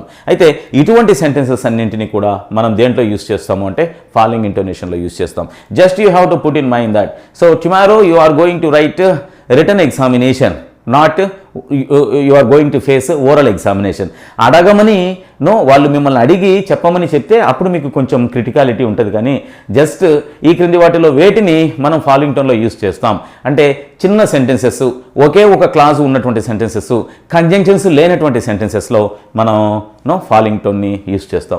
ఇవి కంప్లీట్ సెంటెన్సెస్ ఉంటాయి, బ్యాలెన్స్ ఏమి ఉండదు, చాలా సింపుల్ సెంటెన్సెస్ ఉంటాయి. సో వీటినన్నింటినీ మనం ఫాలింగ్ ఇంటోనేషన్లో యూస్ చేస్తాం. ఇక మరొక యాంగిల్ ఏంది అంటే ఫాలింగ్ ఇంటోనేషన్లో మనం సాధారణంగా కమాండ్స్ని యూస్ చేస్తాం. మీకు తెలుసు, కమాండ్స్ అంటే ఒక మెయిన్ వర్బ్తో ప్రారంభించబడతాయి సబ్జెక్టు లేకుండా. ఎదురుగా ఉన్నటువంటి వ్యక్తిని మనం సంబోధిస్తూ ప్రతిసారి నీవు నోరు మూసుకో, నీవు కూర్చో, నీవు లేయి అనేటువంటి మాట అనం కదా. అందుకని సబ్జెక్టు యూని మనం పక్కన పెట్టేసి సో కూర్చో, లేయి, పరిగెత్తు, బయటికి పో, రా, ఇట్లా చెప్తా ఉంటాం అన్నమాట. ఈ విధంగా మనం ఒక అథారిటేటివ్ వాయిస్తో ఎదుటి వ్యక్తికి చెప్పేటువంటి దానిని కమాండ్ లేదా ఆర్డర్ అని అంటాం. ఈ కమాండ్ లేదా ఆర్డర్స్ అన్నీ కూడా మనకి ఫాలింగ్ ఇంటోనేషన్లోనే వస్తాయి. So for example, come here, get out, shut up. So ఇవన్నీ దేని కిందికి వస్తాయి అంటే కమాండ్స్ కిందికి వస్తాయి. మీరు ఏం గుర్తుపెట్టుకోవాలి, ఫాలింగ్ ఇంటోనేషన్లో ఈ క్రింది వేటిని యూస్ చేస్తారు. So first level basic level అయితే సింపుల్ సెంటెన్సెస్ అనేటువంటి ఆప్షన్ ఉంటుంది. ఒకవేళ ఇంకొంచెం లోపలికి పోవాలంటే సింపుల్ సెంటెన్స్ ఏంటో మీకు వాడు ఆప్షన్స్లో ఇవ్వడానికి అవకాశం ఉంది. సో సింపుల్ సెంటెన్సెస్, కమాండ్స్ వాటితోనే సరిపుచ్చవచ్చు సాధ్యమైనంత వరకు. ఒకవేళ ఇంకా కిందికి దిగినాడు అంటే ఆ సింపుల్ సెంటెన్స్ యొక్క ఎగ్జాంపుల్స్ ఇచ్చి, అంటే అది సింపుల్ సెంటెన్స్ అవునో కాదో మీకు తెలియడం ఒకటైతే, సింపుల్ సెంటెన్సెస్ని ఫాలోయింగ్ టోన్లో యూస్ చేస్తారో లేదో తెలుసుకోవడము మరొక సందర్భం. అంటే 2 లెవెల్స్లో చెక్ చేసేటువంటి ప్రయత్నం చేస్తాడు. ఇక రెండవది ఏంటంటే కమాండ్స్ని కూడా అని చెప్పినాం. ఇక మూడవది ఏంది అంటే మూడవ సందర్భం ఏంటి అంటే, సో క్వశ్చన్స్ కొన్ని. So for example what is your name, సాధ్యమైనంత వరకు ఇవి ఫ్రెండ్లీగా ఉండవు. ఈ క్వశ్చన్స్ ఫాలింగ్ టోన్లో యూస్ చేసేటువంటి క్వశ్చన్స్ ఫ్రెండ్లీగా ఉండవు. అంటే పెద్దవాళ్ళు పిల్లవాళ్ళతో, లేదా అథారిటీ కలిగినటువంటి వాళ్ళు అథారిటీ లేని వాళ్ళతో, సో తమ ఇండిపెండెంట్గా ఉండేటువంటి వాళ్ళు తమ మీద డిపెండ్ అయినటువంటి వాళ్ళతో, అంటే తండ్రి పిల్లవాడితో కానీ, లేదా ఒక స్కూల్ హెడ్ మాస్టర్ స్టూడెంట్తో కానీ, లేదా ఒక ఆఫీసర్ తన కింద పనిచేసేటువంటి అటెండర్ లేదా ప్యూన్, అంటే ఆఫీసర్ మీద ఆధారపడి బతికేటువంటి అటెండర్ను కానీ వేసేటువంటి ప్రశ్నలన్నీ కూడా దేంట్లోకి వస్తాయంటే ఫాలింగ్ ఇంటోనేషన్లోకి వస్తాయి. అంటే ఇక్కడ అథారిటేటివ్ ఉంటుంది, ఫ్రెండ్లీ వామ్త్ బిహేవియర్ ఏమీ ఉండదు. సో అటువంటి వాటిని మనం ఫాలింగ్ టోన్లో యూస్ చేస్తాం. నేనేం చెప్తున్నా, ఫాలింగ్ టోన్లో యూస్ చేసేటువంటి సీక్వెన్సెస్ చెప్తున్నా. సింపుల్ సెంటెన్సెస్ని యూస్ చేయవచ్చు, కమాండ్స్ని యూస్ చేయవచ్చు, అండ్ WH క్వశ్చన్స్ని కూడా మనం యూస్ చేయవచ్చు. సో సాధారణంగా మనం ఏదైనా ఒక విషయాన్ని ఎదుటి వ్యక్తిని అథారిటేటివ్గా మాట్లాడే దేన్నైనా ఫాలింగ్ టోన్లో యూస్ చేయవచ్చు. ఇది ఫైనల్ కన్క్లూషన్ ఏంటి అంటే, if you are authoritative and the counterpart of yours is a dependent on you, అంటే మీ మీద ఆధారపడినటువంటి వ్యక్తి అయితే, మీకంటే చిన్నవాడు అయితే తప్పనిసరిగా మీరు ఏ టోన్ని యూస్ చేయాలి అంటే ఫాలింగ్ టోన్ని యూస్ చేయాలి. ఇదే విషయాన్ని మనం క్వశ్చన్ ట్యాగ్లో చెప్తాం, ఇదే విషయాన్ని మనం కౌంటింగ్లో చెప్తాం, అంటే రకరకాల సందర్భాలలో చెప్తాం. అయితే ఎన్ని సందర్భాలలో చెప్పినప్పటికీ మీరు అర్థం చేసుకోవాల్సింది ఏంటి అంటే, ఫాలింగ్ టోన్ అనేటువంటిది స్పీకర్ ఎప్పుడు యూస్ చేస్తాడు అంటే, సో తన మీద ఆధారపడినటువంటి తనకంటే చిన్న వ్యక్తి ఎప్పుడు కనపడినా కూడా ఫాలింగ్ టోన్ యూస్ చేస్తారు అనేటువంటి విషయాన్ని గుర్తుపెట్టుకుంటే సరిపోతుంది. సో ఒకవేళ దీని మీద మీకు ఇంకేమైనా ప్రాక్టీస్ క్వశ్చన్స్ కావాలంటే జస్ట్ ఒక కామెంట్ను పెట్టండి, నేను వాటిని సప్లై చేసేటువంటి ప్రయత్నం చేస్తాను. నెక్స్ట్ ఇంటోనేషన్ ఏంటి అంటే రైజింగ్ ఇంటోనేషన్.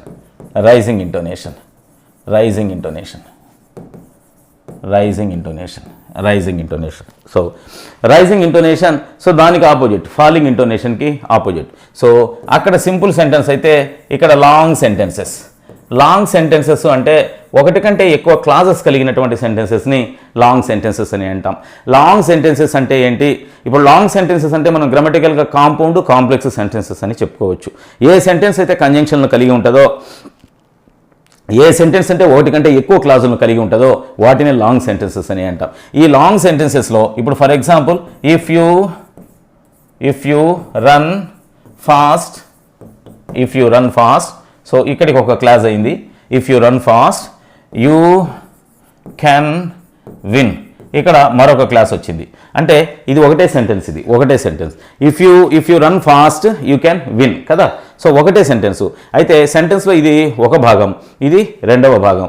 ఈ మొదటి భాగం రెండవ భాగం ఇలా రెండు వచ్చినాయి అనుకోండి, ఇది క్లాస్ 1, ఇది క్లాస్ 1, ఇది క్లాస్ 2. సో ఇందులో ఇఫ్ అనేటువంటి ఒక కంజంక్షన్ కూడా వచ్చింది.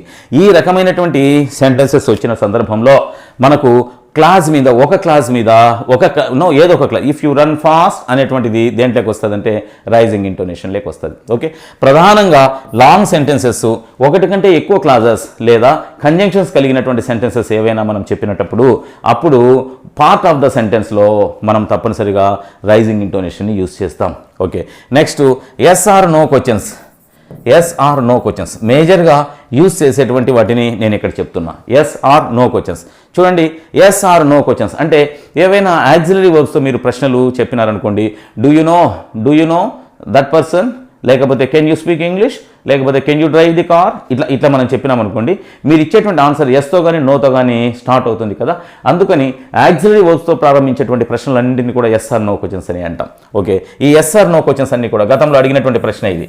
ఎస్ ఆర్ నో క్వశ్చన్స్ని మనం ఏ టోన్లో యూస్ చేస్తాం? రైజింగ్ టోన్లో యూస్ చేస్తాం. ఇక WH క్వశ్చన్స్ని కూడా మనం ఈ టోన్లో యూస్ చేయవచ్చు. అయితే ఇక్కడ ఫ్రెండ్లీ లేదా వామ్త్ బిహేవియర్లో ఉంటుంది. వాట్ ఈస్ యువర్ నేమ్ అని హార్ష్గా ఫ్రెండ్లీగా లేకుండా హార్ష్గా అడిగినట్లయితే అది ఫాలింగ్ టోన్లో వస్తుంది.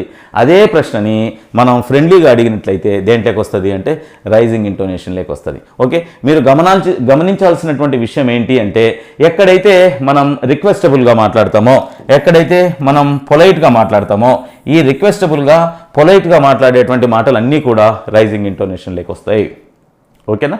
ఫాలింగ్ ఇంటోనేషన్లో కమాండ్స్ కానీ, అథారిటేటివ్గా మాట్లాడే సింపుల్ సెంటెన్సెస్ కానీ, కంప్లీట్ అయిపోయింది వీడికి సెంటెన్స్ కంప్లీట్ అనేటువంటివి కానీ, ఫ్యాక్ట్స్ కానీ, యూనివర్సల్ ఫ్యాక్ట్స్ కానీ, ప్రావర్బ్స్ కానీ, ఇవన్నీ కూడా దేంట్లోకి వస్తాయంటే ఫాలింగ్ ఇంటోనేషన్లోకి వస్తాయి. As far as rising intonation is concern, ఇక్కడ లాంగ్ సెంటెన్సెస్లో ఒక పార్ట్ దీన్ని ఖచ్చితంగా రైజింగ్ ఇంటోనేషన్లో చెప్పాలి. Yes or no questions, WH questions in friendly and warmth behaviour and రిక్వెస్ట్లు. సో పొలైట్గా మాట్లాడే ఏ మాటలైనా కూడా దేంట్లోకి వస్తుందంటే రైజింగ్ ఇంటోనేషన్లోకి వస్తుంది. సో నెక్స్ట్ మూడవ రకమైనటువంటి intonation, next intonation. Okay, so falling rising intonation.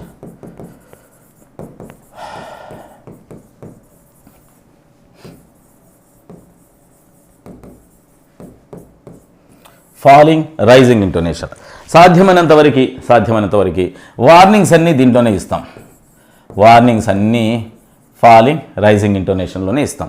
So warnings falling rising ఇంటోనేషన్లోనే ఉంటాం.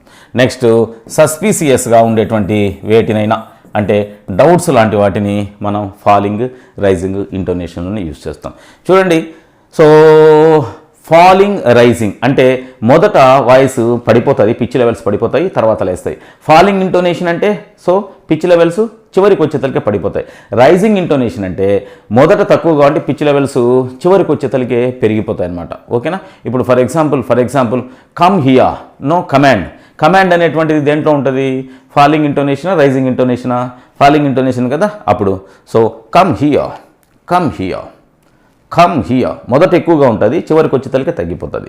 అదే రిక్వెస్ట్లు దేంట్లోకి వస్తాయి? రైజింగ్ ఇంటోనేషన్లే కదా. సో ఇప్పుడు మొదట తక్కువగా ఉంటుంది, చివరికి వచ్చేతలకే పెరిగిపోతుంది. Please come here. సో మొదట తక్కువగా ఉంటే తర్వాత పెరుగుతుంది, అది రైజింగ్ ఇంటోనేషన్. మీరు ఆ సెంటెన్సెస్ కంటే ఆ సెంటెన్స్ ఏంటో మీరు కనిపెట్టగలిగితే అది కమాండా, రిక్వెస్టా, సింపుల్ సెంటెన్సా, లాంగ్ సెంటెన్సా, WH క్వశ్చన్ అయినప్పుడు మాత్రం తప్పనిసరిగా పైన వాడే డిస్క్రిప్షన్ ఇవ్వాలా. Collector is asking a question to his subordinate or clerk అని క్లియర్గా ఇవ్వాలి. అప్పుడు హోదా ఎక్కువ కలిగినటువంటి వ్యక్తి తక్కువ కలిగినటువంటి వ్యక్తితో ఆ ప్రశ్న వేస్తున్నాడు కాబట్టి అప్పుడు దాన్ని మనం ఫాలింగ్ అనేటువంటి విషయాన్ని చెప్పుకుంటాం. అదే తక్కువ స్థాయి కలిగినటువంటి వ్యక్తి ఎక్కువ స్థాయి కలిగినటువంటి వ్యక్తితో మాట్లాడితే అప్పుడు రైజింగ్ టోన్ అనేటువంటి విషయాన్ని మనం కనుక్కోవాలి. ఓకేనా. సో ఇవి గుర్తుపెట్టుకుంటే సరిపోతుంది మీకు. వార్నింగ్స్ అన్నీ కూడా ఫాలింగ్ రైజింగ్ ఇంటోనేషన్లో యూస్ చేస్తాం. సో డౌట్స్ అన్నీ కూడా సో ఏదైనా ఒక విషయాన్ని చెప్పేటప్పుడు సో దాన్ని కొంచెం మింగుతా పూర్తి క్లియర్గా బయటికి చెప్పకుండా సో సస్పీసియస్గా చెప్తుంటారే అవన్నీ కూడా దేంట్లోకి వస్తాయంటే ఫాలింగ్ రైజింగ్ ఇంటోనేషన్లోకి వస్తాయి.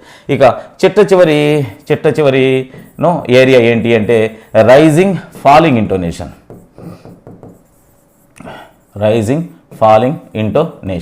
సో రైజింగ్ ఫాలింగ్ ఇంటోనేషన్ ఏ రకమైనటువంటి సెంటెన్సెస్ని క్యారీ చేసేటప్పుడు మాట్లాడేటప్పుడు ఈ రకమైన ఇంటోనేషన్ రైజింగ్ ఫాలింగ్ ఇంటోనేషన్ మొదట ఎక్కువగా ఉంటుంది, తర్వాత తగ్గిపోతుంది. రెండు కూడా ఒకే ఎక్స్ప్రెషన్లో జరుగుతాయి. సాధ్యమైనంత వరకు ఛాయిస్ గురించి మాట్లాడేటువంటి సెంటెన్సెస్లో మనం రైజింగ్ ఫాలింగ్ ఇంటోనేషన్ని యూస్ చేస్తాం. Okay. So do you like coffee or tea అని అడిగినాం అనుకోండి, మీకు కాఫీ ఇష్టమా టీ ఇష్టమా, మీరు బస్సులో వెళ్తారా ట్రైన్లో వెళ్తారా, ఈ విధంగా ఛాయిస్ని మనం మాట్లాడేటప్పుడు ఏ రెండింటి మధ్య అయితే నువ్వు ఛాయిస్ పెడుతున్నావో ఆ రెండింటిలో ఒకటేమో హై పిచ్లో ఉండాలి, ఇంకొకటేమో లో పిచ్లో ఉండాలి. రైజింగ్ ఫాలింగ్ ఇంటోనేషన్ కదమ్మా, రైజింగ్ ఫాలింగ్ ఇంటోనేషన్ కదా. So do you like tea or coffee, so ఇలా అడిగినారు అనుకోండి, do you like tea or coffee. So first ఏమో రైజింగ్ ఇంటోనేషన్, ఆ తర్వాత ఏమో ఫాలింగ్ ఇంటోనేషన్. ఆ రెండింటిలో ఒకటి రైజింగ్ ఒకటి ఫాలింగ్. వెరీ సింపుల్గా దీన్ని గుర్తుపెట్టుకునేటువంటి ప్రయత్నం చేయడానికి ఒకే ఒక ఎగ్జాంపుల్ చెప్తున్నా. నేను ఛాయిస్ని మాట్లాడేటప్పుడు ఏ రెండింటి మధ్యలో ఒకటి ఏ రెండింటినైనా మనము ఎదుటి వ్యక్తిని అడిగేటప్పుడు రెండింటిలో ఒకటేమో రైజింగ్ ఇంకొకటేమో ఫాలింగ్. డౌట్స్ కానీ సస్పీసియస్ నేచర్ కలిగినటువంటి ఏ రకమైనటువంటి ఎక్స్ప్రెషన్ అయినా కానీ వార్నింగ్స్ కానీ ఇవన్నీ కూడా ఫాలింగ్ రైజింగ్ ఇంటోనేషన్లోకి వస్తాయి. పొలైట్గా అడిగేటువంటి అన్నీ కూడా రైజింగ్ ఇంటోనేషన్లోకి ఇంటోనేషన్లోకి వస్తాయి.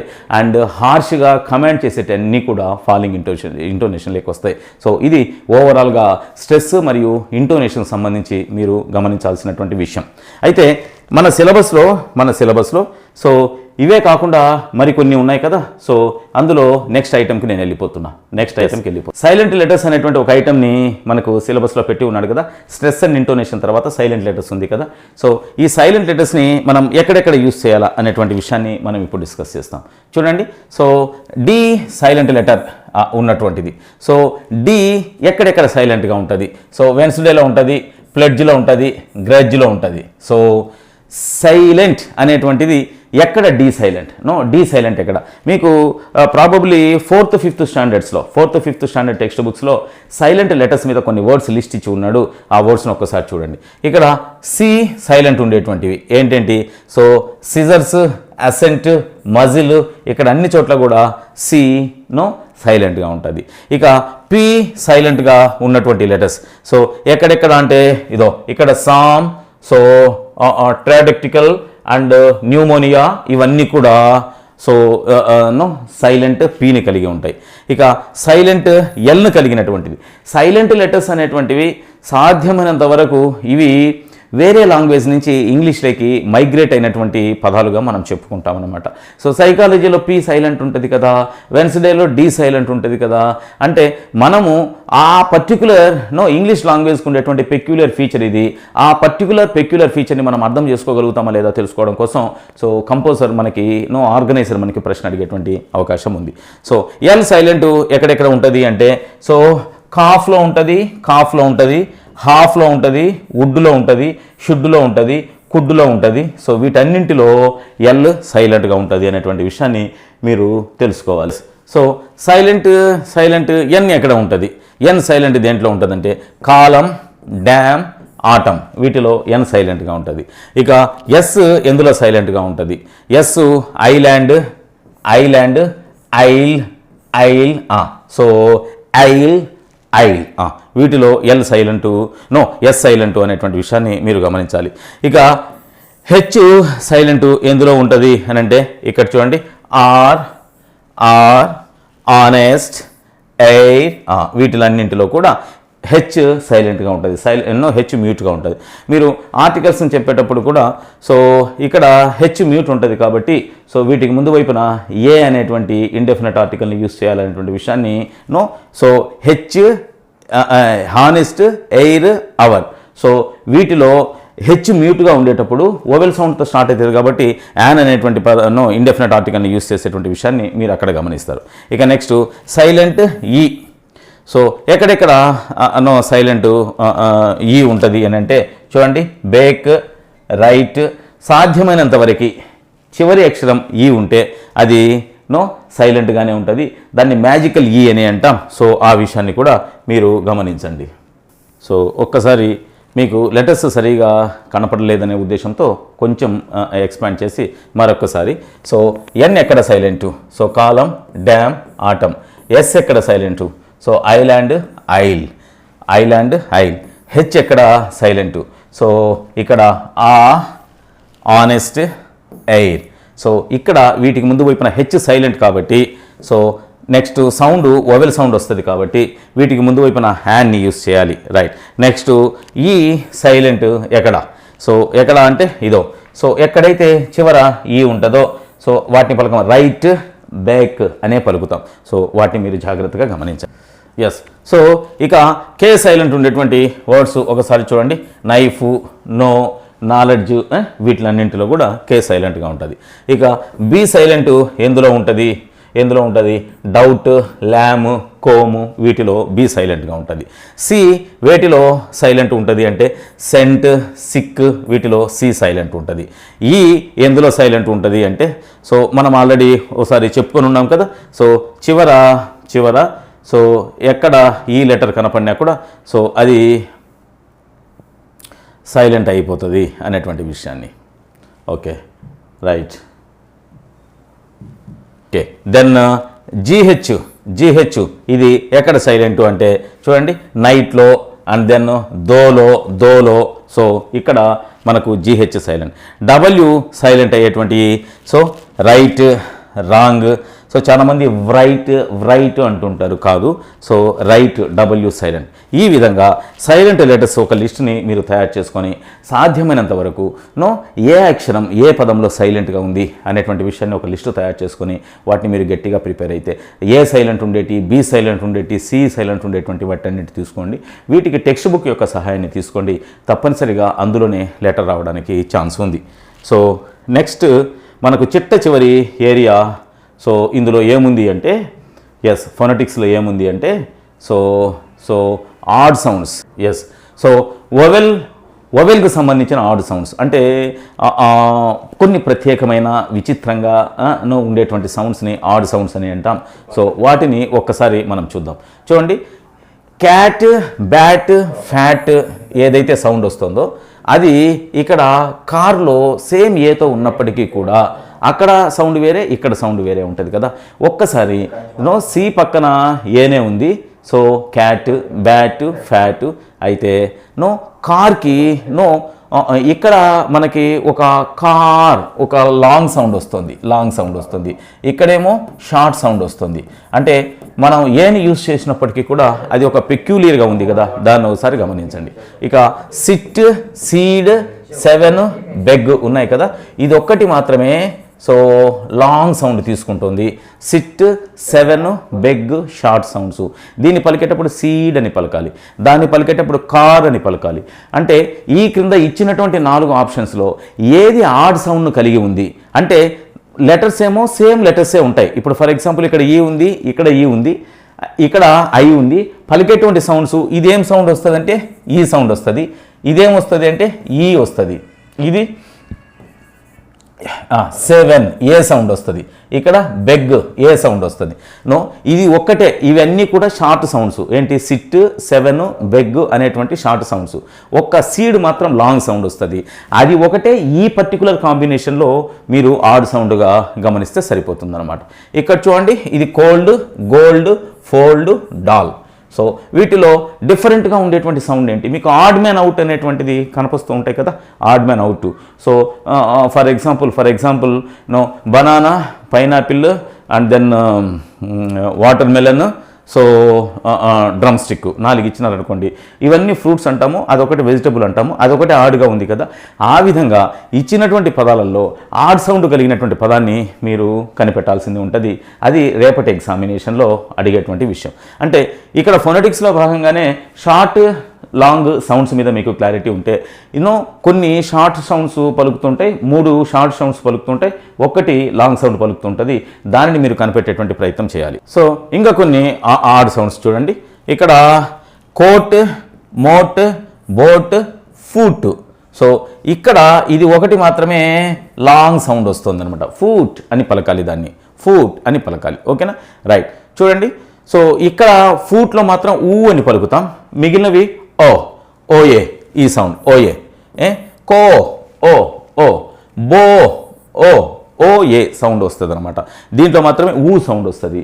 సో మీరు డిఫరెంట్గా ఉండేటువంటి ఆ సౌండ్ని కనిపెట్టాల్సి ఉంటుంది అనమాట. ఇక టియా, బియా, డీర్, గేర్. సో ఇక్కడ ఇది టియా అండ్ దెన్ బియా, డియా, గేర్. సో ఇవి ఉన్నాయి కదా. సో ఇక్కడ బేర్ అనేటువంటి ఒక సౌండ్ డిఫరెంట్గా పలికింది అనేటువంటి ఒక చిన్న విషయాన్ని మీరు గమనించండి. సింగ్, సాంగ్, శాంగ్, సంగ్. సో ఇవన్నీ కూడా సో ప్రాబబ్లీ సో వర్బ్స్గా మనం తీసుకుంటాం. వాటి యొక్క ప్రొనౌన్సియేషన్ డిఫరెంట్గా ఉంటుంది. ఇది ఒకటే నౌన్ కదా. సో ఆ విషయాన్ని మీరు గమనించండి. Okay, then growth, throw, show, cow. So ఇక్కడ ఓడబ్ల్యూలు అన్నింటిలో ఉన్నప్పటికీ కూడా సో వీటికి దీనితో పోలిస్తే కౌకు వచ్చినటువంటి సౌండ్ రాదు కాబట్టి కౌ అనేది డిఫరెంట్ అని మీరు కనిపెట్టండి. ఈ విధంగా odd sounds. Okay, probably so ప్రొనౌన్సియేషన్లో భాగంగా నేను పలికినటువంటి సౌండ్స్ మీద ఒకవేళ మీకు ఏదైనా క్లారిటీ మిస్ అయ్యి ఉన్నా కూడా నేను ఈ ఆడ్ సౌండ్స్కు సంబంధించి సపరేట్ లిస్ట్ ఆఫ్ వర్డ్స్ని ఎక్కడ డీవియేట్ అవుతున్నాయి లేదా ఒక ఎక్సర్సైజ్ని లేదా ఒక ఎగ్జామినేషన్ని కూడా పంపించే ప్రయత్నం చేస్తా. సో ఏ విషయం ఉన్నా కూడా మీరు కామెంట్లో మీ యొక్క సలహాను పెట్టినట్లయితే నెక్స్ట్ మనం తయారు చేసేటువంటి వీడియోస్కి వాటిని కన్సిడర్ చేసి మీకు అవసరమైన రీతిలో వాటిని సప్లై చేసేటువంటి ప్రయత్నం చేస్తాం. ఇది ఓవరాల్గా ఫొనెటిక్స్కి సంబంధించినటువంటి విషయం. Take it granted. Odd sounds కానీ, సైలెంట్ లెటర్స్ కానీ, స్ట్రెస్ ఇంటోనేషన్ కానీ, సిలబిఫికేషన్ కానీ, మార్ఫిమ్స్ కానీ, వాయిస్డ్ వాయిస్లెస్ సౌండ్స్ కానీ, టోటల్ ఫోనిమ్స్కు సంబంధించినటువంటి ఇన్ఫర్మేషన్ కానీ వీటి మీద 3 to 4 బిట్స్ రావడానికి అవకాశం ఉంది అనేటువంటిది నా యాంటిసిపేషన్. Thank you.